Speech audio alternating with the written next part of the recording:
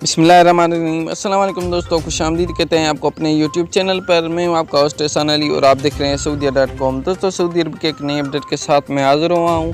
जैसे कि आपको पता है, सऊदी अरब ने 20 ममालिक पर पाबंदी आयद कर दी थी और उनमें से 11 ममालिक की लिस्ट बनाकर उनके लिए फ़्लाइट्स ऑपरेशन बहाल कर दिया। लेकिन जो 9 ममालिक थे उनके लिए बड़ी प्रेस कॉन्फ्रेंस थी, लेकिन उनमें भी उनके लिए फ़्लाइट ऑपरेशन बहाल नहीं किया गया। लेकिन PIA की फ़्लाइट पाकिस्तान से सऊदी अरब गई और एक मुसाफिर पाकिस्तान से सऊदी अरब गया है। इस्लामाबाद से रियाद के लिए फ़्लाइट गई है। पूरी डिटेल और प्रूफ आप दोस्तों के साथ मैं इसी वीडियो में शेयर करूंगा। तो फ्रेंड्स, न्यूज़ शुरू कर लेते हैं। फ्रेंड्स, न्यूज़ शुरू करने से पहले अगर आप मेरे यूट्यूब चैनल पर नए प्यारे दोस्त हैं तो चैनल को सब्सक्राइब करने के साथ साथ बेल के आइकन पर प्रेस लाजम करें ताकि ऐसी न्यूज़ अपडेट से आगाह रहें। तो फ्रेंड्स, न्यूज़ शुरू कर लेते हैं।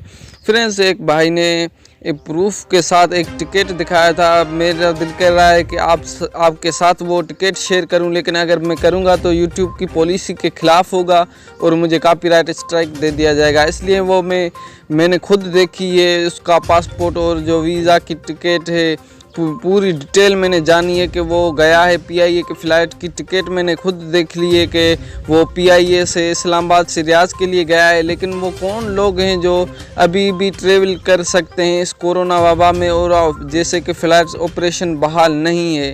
तो फ्रेंड्स, वो लोग वो हैं जो बीमार होते हैं या कोई डॉक्टर शोबे से होते हैं, मेडिकल शोबे से होते हैं, वहीं सऊदी अरब पहुंच सकते हैं PIA की टिकट ख़रीद कर।